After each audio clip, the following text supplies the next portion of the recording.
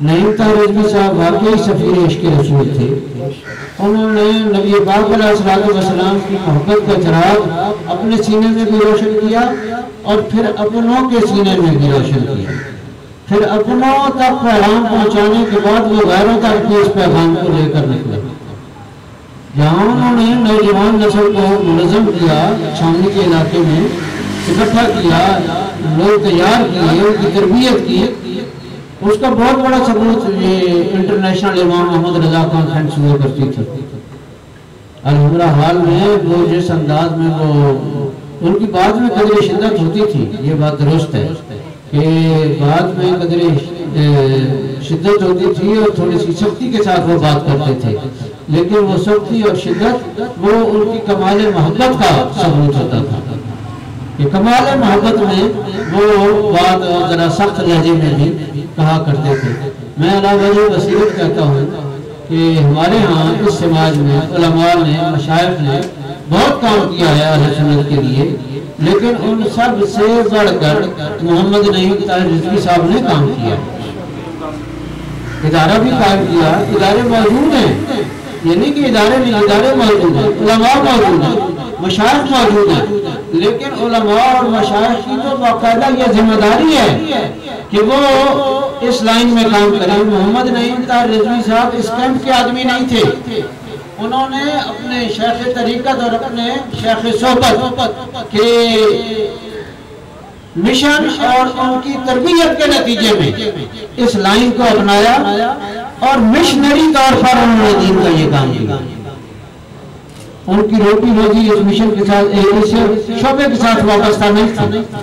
انہوں نے مشن کے لیے، رسول اللہ علیہ السلام کی محبت کے لیے، اللہ رب العالمین کو راضی کرنے کے لیے انہوں نے یہ کام کیا. اور یہ کام اس دور میں نہیں، ہر دور میں نئی نسل کے سینوں میں یہ جگہ پیدا کرنے کی ضرورت ہے کہ ہر مسلمان کا یہ فریضہ ہے، ہر مسلمان یہ کام کرے. جس طرح ڈاکٹر راغب نعیمی صاحب بھی کہہ رہے تھے، بالکل بجا فرما رہے تھے کہ وہ زندگی بھر کسی بھی لمحے اہل سنت کے اس مشن سے اپنے آپ کو انہوں نے الگ نہیں کیا، بلکہ جتنا ایک بڑے سے بڑا ہمارا عالم دین نے یا ہمارے شیخ طریقت نے کردار ادا کیا ہے، محمد نعیم طاہر رضوی نے اس سے بڑھ کر یہ کردار ادا کیا. کوشش کی. پھر لٹریچر کے حوالے سے آپ دیکھیں تو ماہنامہ کنز الایمان وہ ایک باقاعدہ تحریک ہے، اور ماہنامہ کنز الایمان ہر مہینے چھپتا تو ہے ہی صحیح، اس کے جو خصوصی نمبر ہیں، خصوصی ایڈیشن ہے، وہ بھی اپنی نوعیت کا ایک بہت بڑا کارنامہ ہے.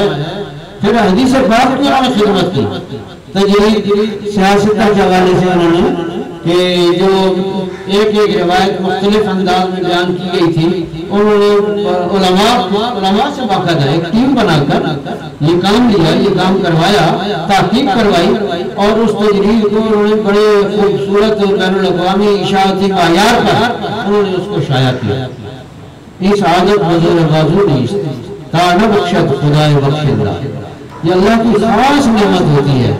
پھر وہ پابندی و صلاحیت تھے. ہمارے یہاں اکثر دینی لباس میں موجود لوگ تصور کر جاتے ہیں نماز کے حوالے سے، دیگر فرائض کے حوالے سے، لیکن محمد نعیم طاہر رضوی کو اللہ نے یہ توفیق عطا فرمائی تھی کہ وہ شریعت و سنت کے پابند بھی تھے، اور انہوں نے نماز کی پابندی، دیگر فرائض کی پابندی اس طرح کو بڑی ماشاءاللہ باقاعدگی کے ساتھ. علیکم السلام جناب، مرحبا.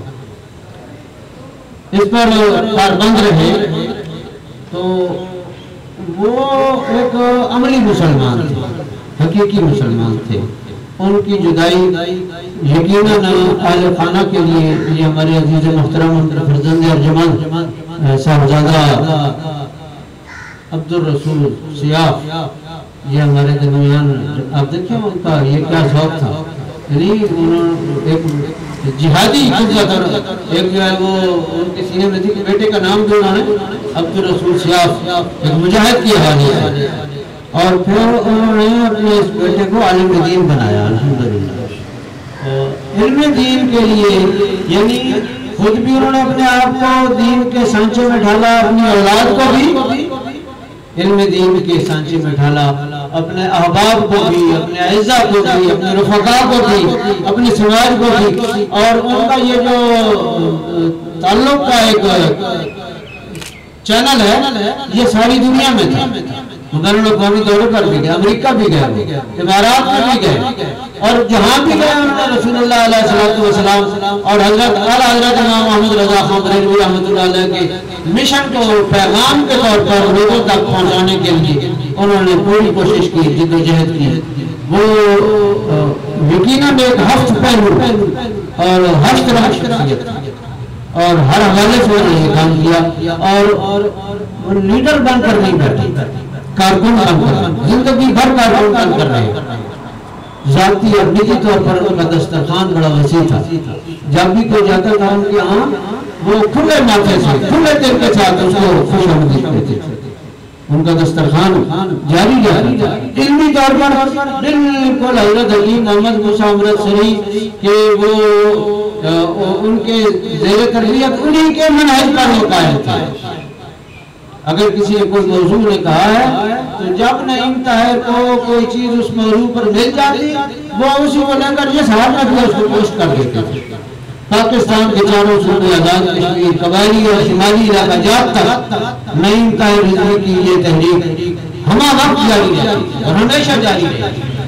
اللہ تعالیٰ ان کو جنت الفردوس کی بہاریں عطا فرمائے اور رسول اللہ علیہ السلام کی قربت نصیب فرمائے، قبر میں حضور کی شناخت نصیب فرمائے، حضور علیہ السلام کی مبارک جھنڈے لگاؤ الحمد کا سایہ نصیب فرمائے، اور اللہ تعالی ہم سب کو آخرت کی تیاری کی توفیق عطا فرمائے۔ خدا ان کے بچوں، ان کی اہلیہ، ان کی بیٹیوں اور تمام رفقا کے غم غلط فرمائے۔ صبر میں اجر ہے اور بے صبری سے اجر ضائع ہو جاتا ہے۔ تدبیر جو ہے اس پر تقدیر غالب ہے، تدبیر بندے کا ارادہ ہے، تقدیر اللہ کا ارادہ ہے۔ خداوند متعال ہمیں اپنے ارادے پر صبر کرنے کی اور اس پر راضی رہنے کی توفیق عطا فرمائے۔ وما علینا